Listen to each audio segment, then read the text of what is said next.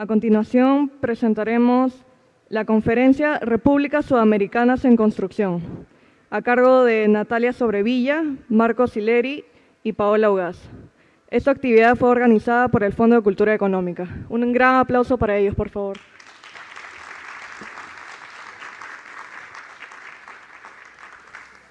Hola, sí. Bueno, muchísimas gracias por estar aquí con nosotros. Bienvenidas y bienvenidos acompañándonos a esta oportunidad de hablar un poco de un libro que fue realmente un placer coordinar. Este no es un libro solamente mío, sino que fue hecho con un grupo de investigación, dos argentinos, el representante de uno de ellos está aquí, pero los autores penosamente no pueden estar con nosotros, Alejandro Rabinovich, Gabriel Di Meglio, un colombiano, Daniel Gutiérrez, y un chileno, Juan Luis Sosa. Tuvimos una beca que nos permitió adentrarnos en la historia de las conexiones en la independencia sudamericana y este libro es el fruto de esto. El día de hoy invité a dos periodistas, no historiadores, pero periodistas, para ver cuál es la mirada que nos pueden traer ellos desde su visión, qué reacciones han traído este libro, que es un poco académico, pero que espero también sea de interés para un público general. No sé quién quiere comenzar. ¿Voluntarios? Marco. Hombres primero, dice la mujer. Buenas tardes. Muchas gracias por su asistencia. En efecto, digamos, uno se pregunta, muchos de ustedes se preguntarán qué hace un periodista comentando un libro sobre historia. La explicación es que invité a Natalia hace unos pocos meses a una expedición en la que unimos campos de batalla de la independencia a propósito del Bicentenario en bicicleta. La expedición naturalmente se llamaba la Ruta del Bicentenario. Estos cuatro ciclistas de alta performance, dos hombres y dos mujeres, unieron Huaura, escalaron hasta Ollón, Cerro de Pasco, Junín, Tarma, Huancayo, hasta llegar a Ayacucho. En total se escaló 12.000 metros de altura en la suma de altímetros, ¿no? Entre que bajas y subes, al final se escalaron 12.000 metros, lo cual te da una dimensión de la magnitud de lo que significó también la saga, la epopeya, la gesta emancipadora. Porque por esos mismos caminos, en efecto, marcharon los ejércitos de la independencia, tanto patriotas como realistas, una y otra vez, ¿no? Hasta y a pie o a mula. Y claro, en esa oportunidad nosotros llegábamos a estos parajes y claro, veíamos por dónde sopla el viento, por dónde venían las balas, ¿no? Y cuál era el ecosistema. Este libro de acá, Repúblicas Sudamericanas en Construcción, en realidad lo que está es buscando la semilla de esa revolución, gran revolución de 200 años atrás. Pero lo que ellos hacen es lo inverso de la ruta. Es decir, en lugar de internarse, digamos, en busca del último detalle, ¿no? Lo que hacen es amplían la mirada, tienen una mirada absolutamente continental, ¿no? Y ven cuál es el impacto de las ideas políticas, dónde surgieron esas ideas políticas, ¿no? Que en efecto hicieron que fueron el pulso, el pulso de los reflejos, los tendones, los músculos de estos ejércitos que marcharon desde Venezuela y desde la Argentina y desde Chile hacia, por fin, al Perú. Es decir, la motivación es la gente motivada por un ideal. Ahora, lo que uno va descubriendo con Rabinovich, por un lado, es que estos ejércitos, en realidad, pues no existía la idea de nacionalidad. Y la idea de nacionalidad, el sentimiento, la identidad de argentino o chileno o boliviano o colombiano, también, sobre todo, va surgiendo en esos mismos ejércitos, ¿no? En las mismas tensiones que se van generando durante la guerra, en las disputas que hay entre San Martín, ¿no? que prioriza a argentinos, colombianos que se sienten, chilenos que se sienten resentidos, en fin, digamos, empiezan a surgir una serie de identidades de esa naturaleza, pero lo concreto es que cuando finalmente se da la guerra, cuando finalmente termina y se da la batalla de Ayacucho, lo que tenemos como territorio, como jurisdicción política, es un lienzo en blanco.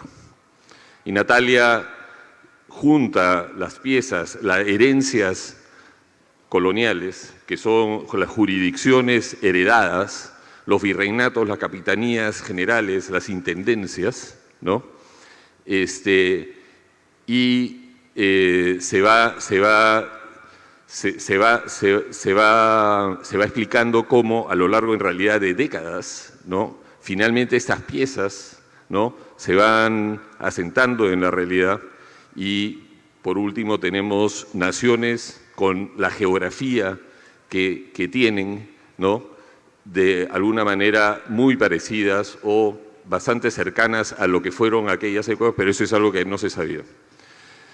Es decir, esa dimensión continental, me gusta una frase que tienes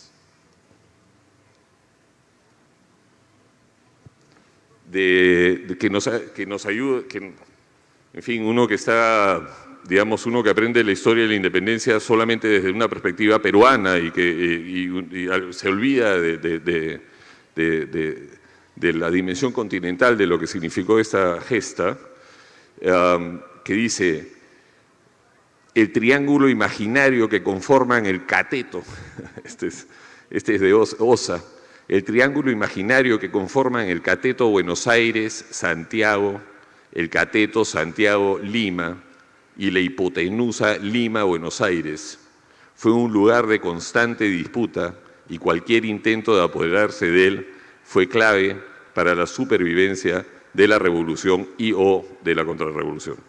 De manera que es fascinante cómo 200 años atrás, que no existía ni el teléfono, ni el internet, ni siquiera las bicicletas, resulta que la dimensión de la solución de este problema, ¿no? era de esas dimensiones impresionantes y además con cordilleras y una geografía de lo más desafiante.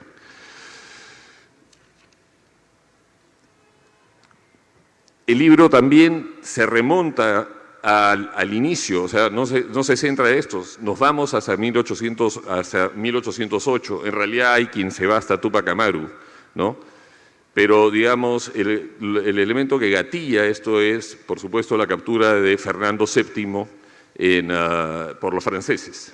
Con eso se genera el vacío de poder. Y surge un elemento que de Osa creo que califica como revolucionario, y que es el concepto de, digamos, la opinión pública va cambiando, se va cambiando el concepto de soberano por el de soberanía. Es decir, uno le rinde lealtad al soberano, ahora no al soberano, es decir, en este caso a Fernando VII, sino a la soberanía del pueblo, ¿no? Y en fin, por supuesto surge una serie, con el vacío se generan unas juntas, pero yo quería rescatar unas voces interesantes, unas voces interesantes que son muy actuales en esos tiempos, porque con este concepto de soberanía el pueblo empieza a expresarse. Y tenemos uno de 1811, es decir, 3 años después de la captura de Fernando VII, en Cartagena, es decir, Colombia, miles de kilómetros de acá, ¿no? En la que se denosta de las Cortes españolas, ¿no? Es decir, estos de una corte estúpida y corrompida, ¿no? Y que por ello somos pobres en el país de las riquezas y la miseria reina donde debía hallar la abundancia. Ahora quiero que ustedes repitan conmigo: no más pobres en un país rico. A ver, esto es 1811 en Cartagena, ¿no? O en, hay una sublevación en ese mismo año en Alto Arica, ¿no? En la que el indígena capturado, porque fracasa la rebelión, ¿no? Y explica: lo que pasa que vamos a cortar el yugo que nos oprime de tanto ladrón. Ahora, eso podría ser hoy, ¿no? Y así llegamos, por supuesto, por la voluntad general de los pueblos, ¿no? Que por supuesto, claro, lo dijo San Martín de manera tan elegante. Bueno, sabemos que en 1814, por supuesto, el rey regresa. Y yo creo que eso fue una coproducción hispano-francesa de Netflix, ¿no? Una serie, ¿no? Que resultó siendo un desastre, ¿no? Y cuando llega, por supuesto, Fernando VII, entonces ya la revolución está en toda la América, ¿no? En fin, es imparable, ¿no? Y lo que queda, por lo tanto, entonces, es el legado, ¿no? Pasan pocos años, en realidad, en solo 6 años, o un poco más, en realidad 8 años, menos de una década, y ya tenemos las nuevas repúblicas. Y las nuevas repúblicas se debaten en algo que nuevamente son temas, uno de ellos es si hacemos monarquías, ¿no? O si esta es una república. Y después, claro, el centralismo y el federalismo. Y estos son dilemas que van a ser, que se van a arrastrar a lo largo del siglo, en realidad, esta última, el centralismo y el federalismo en Colombia, ¿no? Argentina se divide en 3, es decir, nuevamente, ese es uno de los elementos fascinantes de este libro, es decir, uno no llega, San Martín y Bolívar, los dos, estas dos fuerzas de la naturaleza, resulta que ambos creen en realidad en una unión continental política y ambos fracasan. Y lo que surge al final son estas 7 naciones. Para que surjan esas 7 naciones pasan en efecto pues décadas y guerras civiles internas que digamos se describen acá desde estas perspectivas múltiples, desde la visión de un colombiano, de chilenos y peruanos, ¿no?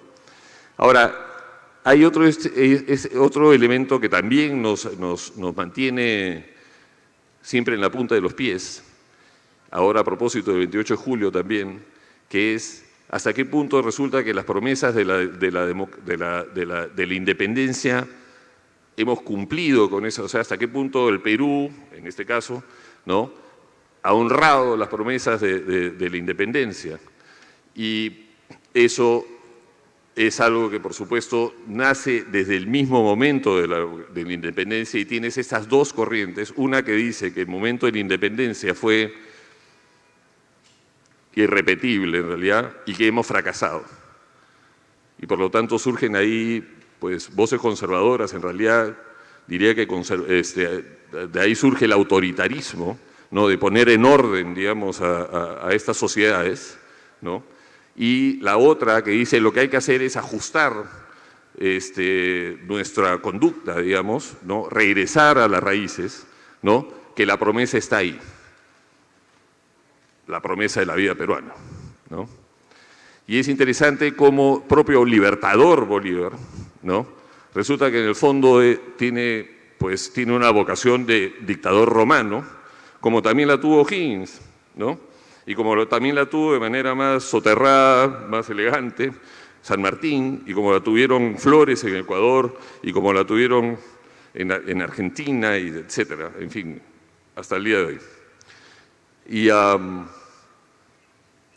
Y acá quiero terminar de cómo en el Perú un hombre, un abogado que no tenía 35 años aún, moriría a los 35 años en el 25, ¿no? Fue uno de los hombres que hizo que esta vocación autoritaria, este presidente vitalicio, pues finalmente esa idea, a pesar de la gloria y del prestigio del ejército y de la fuerza del líder, pues al final fuéramos una república. Y es Sánchez Carrión, que dice que las monarquías degeneraban siempre en despotismos. Desengañémonos, dice, nada escarmienta a los reyes, ni nada será capaz de persuadirles que son hombres como todos los demás. En la ruta del Bicentenario, a la que estuve con Natalia y estos ciclistas, el primer puerto, la primera escala a 20 kilómetros del punto de partida fue Sayán. Sánchez Carrión era el solitario de Sayán. Muchas gracias.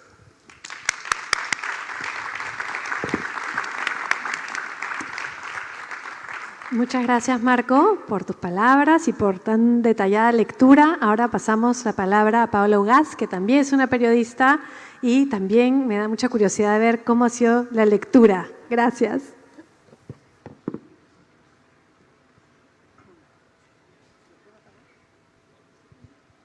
Hola, buenas noches. Gracias a todos. Gracias, Natalia, por habernos invitado a dos periodistas a hablar de un libro tan, bueno, no solo bien escrito, sino bien investigado. Y cuando un periodista lee Repúblicas Sudamericanas en Construcción, es como leer no sé, una portada como la que siempre lees, ¿no? Porque siempre nos dicen que el Perú es un país en construcción. Desgraciadamente, sobre todo en estos momentos en el cual que uno siempre, en estas fechas de fiestas patrias, se pone a hacer ciertos balances sobre el país y se da cuenta que no solo está en construcción, sino que a veces te hace pensar que está derruido, vuelta a ser, ¿no? Desgraciadamente esa es la visión que a veces nos da ese país, y si uno voltea ahora y ve el Congreso, ve que ahorita hay una oposición partida en 4 partes, ¿no? Y podría estar más partida si es que hubiera más tiempo para conformar mesas directivas. Una de las primeras cosas que me llamó la atención, además del libro, era de cómo toma más referencias, más allá de la formación de las repúblicas que tenían que ver con los comienzos de los 1800, sino van hasta la colonia. Y por razones profesionales me centré mucho en la parte de la iglesia, cómo la formación desde la colonia de la iglesia, la formación de la ciudad, hizo que se formen, yo no llamaría países, porque no sé cómo le llaman, ellos no, todos los autores se cuidan de no darle nombre de país, ¿no? Pero se va formando la idea de lo que es el país, ¿no? O sea, la iglesia miraba la justicia, vigilaba las tierras, recaudaba impuestos, era prestamista. Además, salvo Uruguay, que es un estado laico en este momento, todos los demás tenían obispados y formaban después las ciudades, ¿no? Esta formación de lo que es la iglesia y cómo nos ha marcado es algo que está ahí y que no hay ninguna independencia que haya cambiado esta situación, sobre todo en el Perú. Dado incluso cuando se empieza a caer esta formación, se inventa, se crea el concordato, que es esta firma entre el Estado peruano y el Vaticano para no pagar impuestos y para que el orden se mantenga. Es increíble que ese orden todavía no se ha movido y yo no lo voy a mover, pero solo quisiera que este libro me ha hecho recordar de una manera tan palpable de que estas formaciones dadas en la colonia, aún pasadas tantas guerras, aún pasadas tantos pasajes de gobernantes y tanto tiempo, sigue igual. La otra cosa que me impresionó digamos, el distinto punto de vista de los autores es que, a diferencia de a mí, bueno, yo que no soy historiadora, pero cuando me enseñaron historia en el colegio, nos enseñaron la historia, pues, ¿no?, de las láminas de historia, los historiadores, la seriedad, ¿no? Había una especie de ceremonia, ¿no? Y aquí lo que me ha gustado es que ninguno de los autores nos hablan de José Antonio Sucre, de Bolívar, de San Martín de Porres. Por un lado, bueno, el lado humano, pero además te enseñan sus fragilidades, ¿no? Y nos enseñan como Simón Bolívar era el rey de la ficción, ¿no? O sea, es un rey en el cual, o sea, era un pata que agarró y dijo, todo lo que no sea español va a ser parte de mi guerra, ¿no? Todo lo que no sea español. San Martín no era tan radical, pero San Martín también hizo una idea de lo que él quería hacer y lo tenía como ficción, como un autor de teatro. José Antonio de Sucre comentaba un poco lo que pensaban estos dos generales y decía, sí, esto va a venir, o sea, como que ellos comentaban en otra parte de digamos, de la acción lo que venía, ¿no? Una de las cosas que también es algo que nos viene desde la colonia y bueno, va a ser es parte del ser humano, es el chisme, ¿no? Es el chisme, esta cosa que todavía no se termina de confirmar, y José Antonio de Sucre adelanta lo que vendría a ser Bolivia, ¿no? Van a desmembrar esta parte, y se va a formar algo que no sabemos qué va a ser. Pero para mí era como una especie de ver que surgía el chisme, era como que es parte también de todo lo que somos ahorita y vamos a seguir siendo. Y ya en la formación, digamos, de lo que van a ser los países y las repúblicas, me llama mucho la atención viendo ahorita cómo estamos, que queda claro en el libro que Chile ya era un país, digamos, no le llaman país, se cuidan de no decirle país, pero era como que era el que más formadito estaba, ¿no? Todos sabían que Colombia se iba a partir, que Argentina se iba a partir, ¿no? Y como que allí hay algo ahí, no sé, yo traté de leerlo más, de buscar dónde veían de que no había, de que era algo sólido. Y vi que no, tampoco era tan, o sea, digamos, ellos, los historiadores, han investigado y dijeron, bueno, sí, creo que esto de acá no se va a mover. Y la verdad es que acertaron, porque no se movió más. Después, otra de las cosas que más bueno, de la parte final, justo citando un poco lo que decía Marco, cómo hablan del común, que es el pueblo, ¿no? Del común. Y que el común, de alguna manera, en todos los países, trataron de que sea parte digamos, que sea parte de lo que sería el país, ¿no? Pero al final se dieron cuenta que desgraciadamente no hubo éxito en ninguna de las maneras que se intentó, digamos, llevar como parte de la nación, ¿no? Del Estado-nación. Y creo que ese es uno de nuestros grandes pendientes, al menos en el Perú, de poder integrarnos, ¿no? O sea, aparte de todo esto del común, de integrarnos, de vernos fuera de Lima, igual que como nos vemos ahora, siento que es el mayor pendiente que tenemos como país, que no tratamos de integrarnos, sino al contrario, es diferenciarnos, decir este es mejor, este es peor, y con eso cierro. Y muchísimas gracias por el libro, que realmente me ha adentrado en un viaje que no es una serie de Netflix, yo creo que es una película muy, muy, muy gore, un poco a veces, pero también con muchas luces de lo que somos nosotros, ¿no? Gracias, Natalia.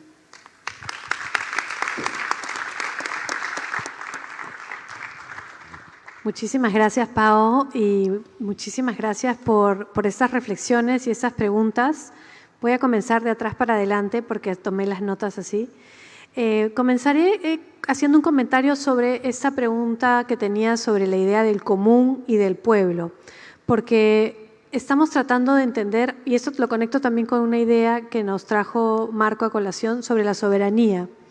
¿Cómo va a cambiar la idea de tenemos un soberano y luego vamos a también, más bien, que la representación le da una soberanía al pueblo, a lo común? Y eso efectivamente es uno de las dificultades más grandes, no solamente en el Perú, sino en todas estas repúblicas. Es encontrar la manera en cómo esa multiplicidad, estas multiplicidades que nos caracterizan como sociedades, cómo se puede encontrar esa cuestión del común. Y también esa idea de comunidad, del común, es también una idea colonial. Entonces ahí hay una serie de persistencias y de cambios, como las palabras que van a haber significado algo en el pasado van poco a poco cambiando a una diferente visión. Me interesó también lo que decías de Chile, porque justamente, bueno, Juan Luis estaría muy contento con lo que dices, Ignacio no me dejará mentir, pero Chile es interesante porque el Chile que es la República de Chile muy tempranamente es solamente el Valle Central. Entonces no es ni remotamente lo que nosotros hoy imaginamos como Chile. El sur de Chile, todo el sur de Chile se mantiene siendo realista hasta 1826. Chiloé, la isla y toda esa parte. En el fondo, la guerra de independencia en Chile es bastante similar a la guerra de independencia en el Perú, sino que ellos simplemente ya no hablan del final. Ya nunca más se preocupan de contarle a nadie que en realidad no van a tener control territorial de lo que llaman Chile hasta ese momento. Pero sí es cierto que las élites del Valle Central de Chile son las más exitosas en tener esa narrativa. En el artículo de Daniel Gutiérrez que habla sobre la historia y los usos de la historia, eso se ve con mucha claridad. En los casos de Colombia, como una ficción creada por Bolívar, por esta idea de imaginación, el rey de la ficción, me parece que fuiste tú que dijo eso, es un punto interesante porque es también la imaginación, es imaginarse. Él decide que tiene que haber un país con un nombre en honor al descubridor de América, Cristóbal Colón. Y es interesante porque ahora hay toda una cultura de la cancelación contra Colón, pero no estamos pensando en que el nombre de Colombia es un nombre en honor a Colón y que por eso se lo inventó Bolívar. Lo que hacemos nosotros, y por eso también tú nos pillaste en que no nos gusta decir país, y eso es verdad, porque justamente esta es la idea de que estas repúblicas se están construyendo. Y una de las ideas que nosotros trabajamos desde muy pronto, desde el inicio de nuestro trabajo, es en combatir esta noción de que los países que existen hoy son los países que existían en el pasado. Nosotros estamos viendo el proceso por el cual se van convirtiendo en países. Y entonces basamos lo que mencionó Marco, de estas jurisdicciones coloniales, donde la Iglesia tenía esta participación muy importante, y como estas jurisdicciones coloniales que van a entrar en conflicto las unas con las otras. Y ahí es donde la guerra también se va a convertir en un elemento muy importante. Como lo mencionó Marco, es cuando llegan todos estos hombres supuestamente para pelear por el mismo ideal, la libertad. Bueno, pero entonces, ¿por qué ellos tienen estos uniformes? A ellos les dan esto, los chilenos los dejan. Y esos pequeños conflictos, ahí se empiezan a entender los unos a otros como personas que son de diferentes lugares. Y ahí vemos realmente cómo se va a cristalizar la identidad. No son los países que conocemos ahora. Entonces, yo creo que por eso nos cuidamos muchísimo de usar la palabra país. Pero claro, nosotros nos enfocamos siempre en el vocablo repúblicas y lo hacemos también porque estamos haciendo otra trampa y la otra trampa que estamos haciendo es que no mencionamos a Brasil y obviamente no mencionamos a Brasil porque es un imperio, con lo cual nos salvamos fácil. Pero efectivamente Brasil también tiene mucho que ver con esto. Pero no solamente es para hacer esa trampa de no tener que incluir a Brasil, sino también porque pensamos en estos ideales, en estas ideas que vinieron a convertirse muy poderosas en este periodo, que son las de los nuevos estados y la opción que se toma por estos nuevos estados de convertirse en repúblicas. Tenemos con nosotros hoy día al embajador de México, muchas gracias por estar aquí con nosotros. Y claro, México es un imperio en este periodo y entonces es el único país de Hispanoamérica que realmente logra, no diría consolidar, pero siquiera intentar tener una monarquía y tener un imperio. Y es interesante porque justamente Bolívar tiene como uno de sus edecanes al hijo de Agustín de Iturbide. Es uno de los que viene a pelear con él. Entonces, estas conexiones que vemos, Marco hablaba sobre esas comunicaciones transcontinentales, no son solamente con Sudamérica, porque esa es la otra trampa, que nosotros elegimos solamente el espacio sudamericano, también por una cuestión de las realidades, pero podríamos tener un ejercicio bastante similar para tratar de entender qué es lo que sucede en Centroamérica, qué es lo que sucede en México, y ampliar la lente para hacerlo con mucha más holgura. Quiero comentar una última cosa sobre lo que dijo Pau sobre la importancia de la Iglesia. Y en el capítulo que hago yo sobre las jurisdicciones, uno de los mapas que tengo, que no sé si está con nosotros Víctor Arrambide, pero le quiero agradecer también muchísimo porque él nos hizo unos mapas maravillosos con los cuales ilustramos este libro.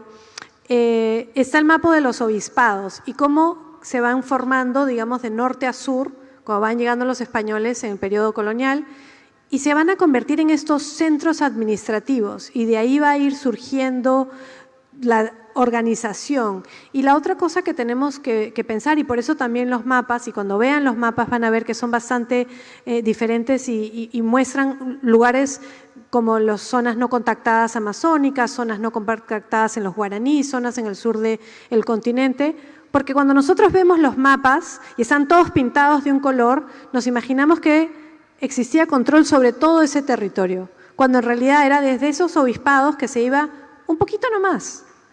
Y habían espacios donde realmente la corona española no tenía control, y luego las nuevas repúblicas tampoco tuvieron control. Y fue parte luego de ese proceso del que habló Marco, donde estos líderes autoritarios que surgieron de estas guerras fueron poco a poco peleando por ganar el control de los espacios, se fueron peleando entre unos y otros y tuvieron estos conflictos tan fuertes entre cómo debían organizarse estas nuevas repúblicas. Debían ser centralistas, debían ser unitarias. El caso justamente de Colombia, que nosotros nos imaginamos ahora Colombia como un país muy establecido, muy organizado, pero lo que ahora es Colombia no es lo que en ese momento se llamaba Colombia. Se separaron de Venezuela, de Ecuador, pero luego se llamaron Nueva Granada por un largo periodo. Y luego trataron de volverse a unir y crearon los Estados Unidos de Colombia, invitando a todos los demás a ser parte. Entonces vemos cómo en realidad lo que nosotros buscamos hacer con este proyecto de investigación y particularmente buscamos plasmar en este libro es toda esa complejidad que trae el convertirse en nuevos países. Y también combatir esta visión de que cada uno de nosotros es un caso muy diferente. Tenemos muchísimas cosas en común y en el caso particular del Perú tenemos además la ventaja o la situación que estos ejércitos, tanto del rioplatenses y chilenos y luego colombianos, que incluye a los llaneros de Venezuela, de Cumaná, que incluye a gente de Popayán, que son afrodescendientes, que incluye a una mezcla muy grande de personas, todos se van a dar una gran confluencia en la última campaña.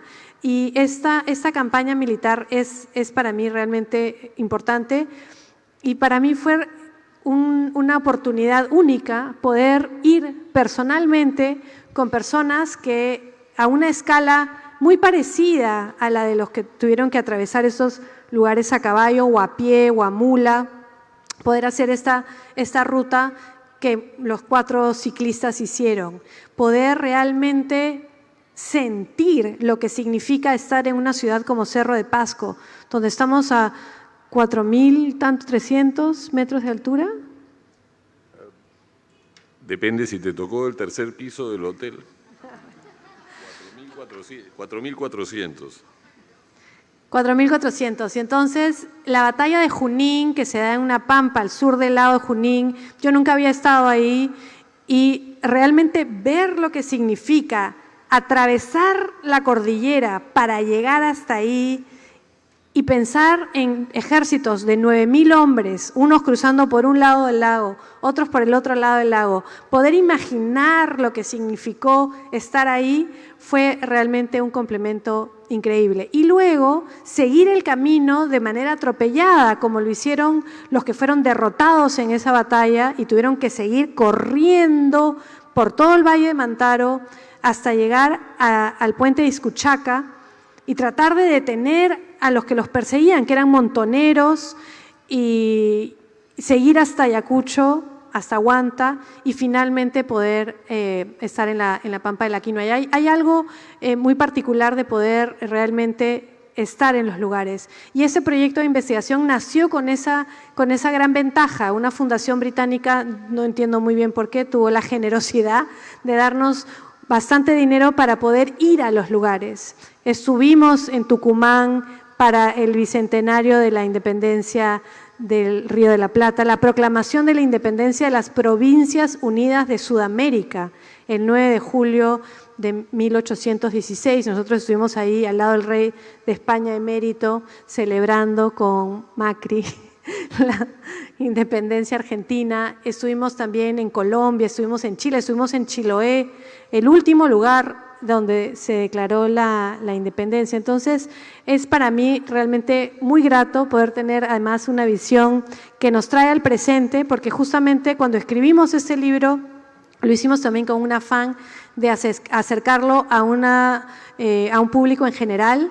Tenemos además un documental interactivo que se puede ver desde un mapa, donde hay pequeñas entrevistas a cada uno de nosotros, para que todos ustedes puedan sentirse más cercanos a todos estos eventos. Hay también ¿me prestas un toque el fanzine?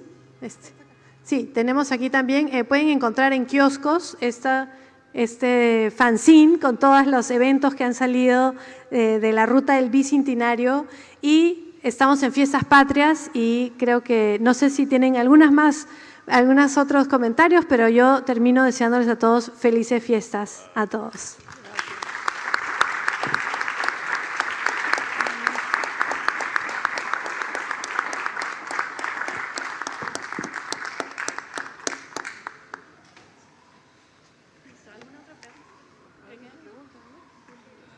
¿Sí?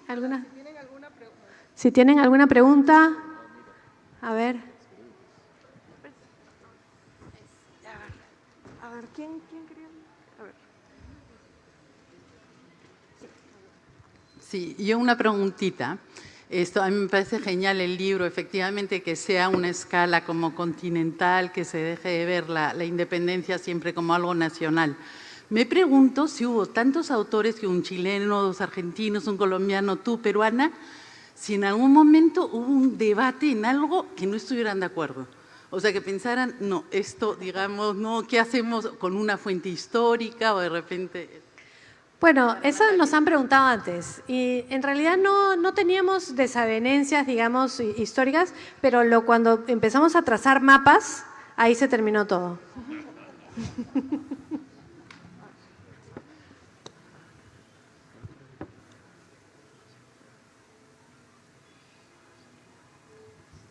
¿Qué tal? Muy buenas tardes. Mi nombre es Ana Martínez y agradezco definitivamente la presencia enriquecedora que usted, Natalia, ha tenido para con nosotros, y también saludar al aporte que tanto Marco como Paola han traído a esta conferencia. Definitivamente creo que han elevado el nivel de la charla que hemos venido recibiendo en los últimos minutos. Tengo una pregunta, y es que al momento en que se concibe la independencia, que inicia esta corriente libertadora que, como bien mencionó Marco, termina de explotar gracias a acontecimientos que tienen lugar en el viejo continente, surge una visión panamericana que hasta el día de hoy sigue siendo el sueño de muchos ideólogos, de muchas personas que vienen promoviendo ese sentimiento en la historia contemporánea. Pero ¿cuál ha sido el punto de inflexión más importante en la historia, no solamente dentro de Perú, porque han sido en realidad, a nuestro pesar, muy pocos momentos en los que como nación hemos tenido unión como tal? Por ejemplo, la guerra con España después de la independencia. Pero ¿cuál es el punto de inflexión, especialmente en América Latina, de esta idea panamericana, y por qué hasta el día de hoy no ha podido concretarse? Muchísimas gracias. Muchas gracias, Ana, por la pregunta. Es una excelente pregunta. Los apristas son muy amigos del panamericanismo. Ellos siempre han sido muy buenos para eso.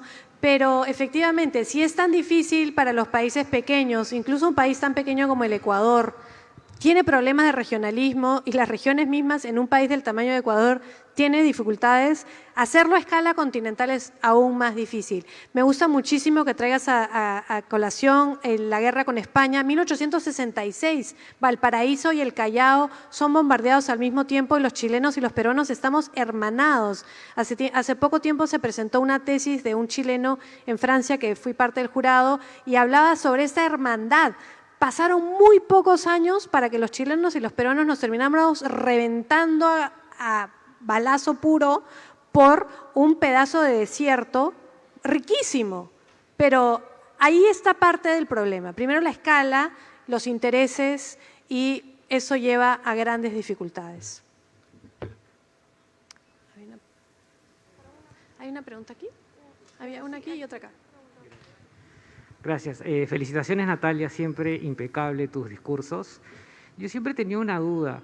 De todos los personajes que tú has investigado, los próceres, etcétera, ¿cuál crees tú que daría el mejor consejo para terminar de construir el Perú? Excelente pregunta. Yo creo que José Faustino Sánchez Carrión, traído a colación por Marco, murió de manera trágica, muy joven, pero yo creo que él hubiera sido definitivamente un excelente motor para la nación. Si le diéramos una última pregunta al embajador.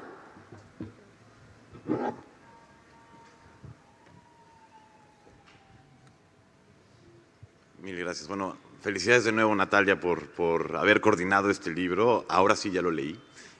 Como aquella vez que nos vimos por primera vez lo compraba. Y también felicidades, Marco y Paola, por los comentarios. Y te hago la pregunta que hice aquella vez y que no me pude quedar a escuchar la respuesta porque tenía otro compromiso.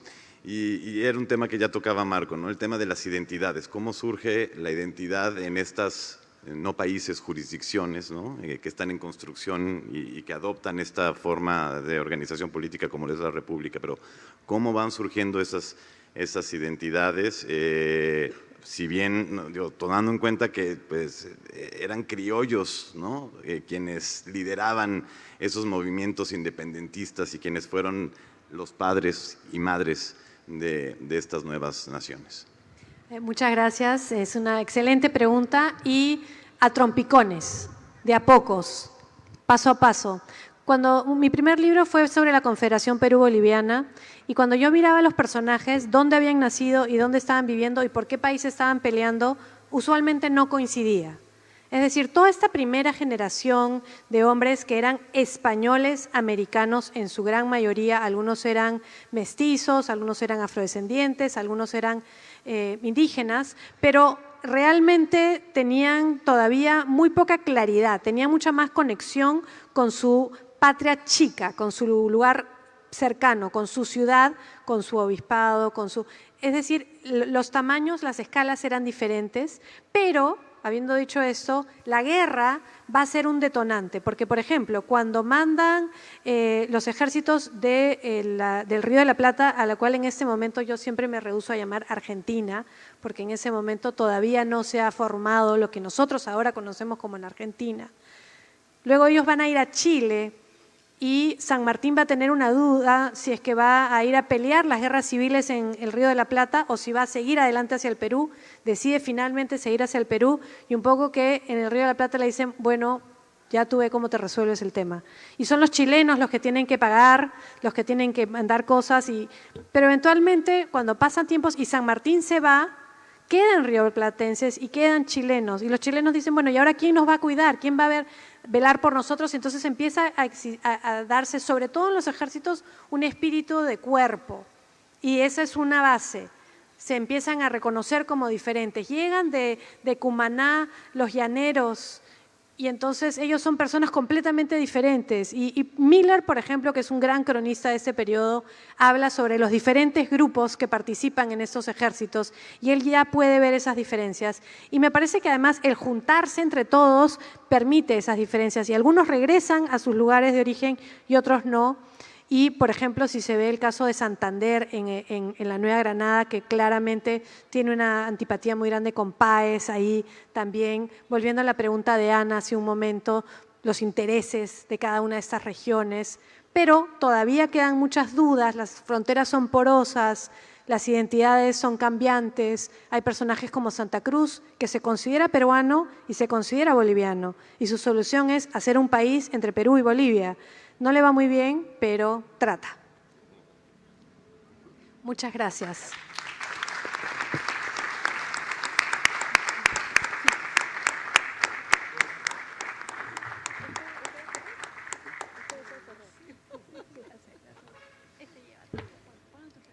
Muy buenas noches.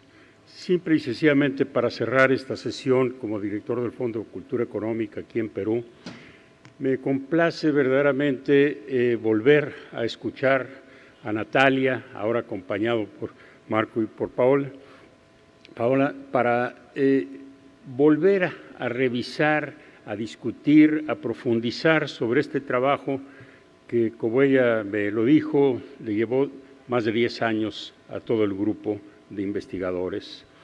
Cuando a mí se me presentó para ver si el Fondo de Cultura Económica podría publicarlo, de inmediato dije que sí, pero que era también un trabajo universitario, un trabajo de investigación que debería estar acompañado. Y por eso lo hicimos conjuntamente con la Universidad Nacional Mayor de San Marcos en una coedición que realmente le da un valor adicional a este trabajo, y también evidentemente reconocer a Petroperú, que se unió a este esfuerzo editorial apoyándonos para sacar la publicación de este libro, y que realmente ahora nos complace. Quienes no lo hayan leído, no lo hayan tenido, está a la disposición en el stand número 20 del Fondo de Cultura Económica y también en el stand de la Universidad Nacional Mayor de San Marcos. Así es de que, por favor, los invito a seguir estudiando historia con los libros de Natalia Sobrevilla. Muchas gracias a todos ustedes.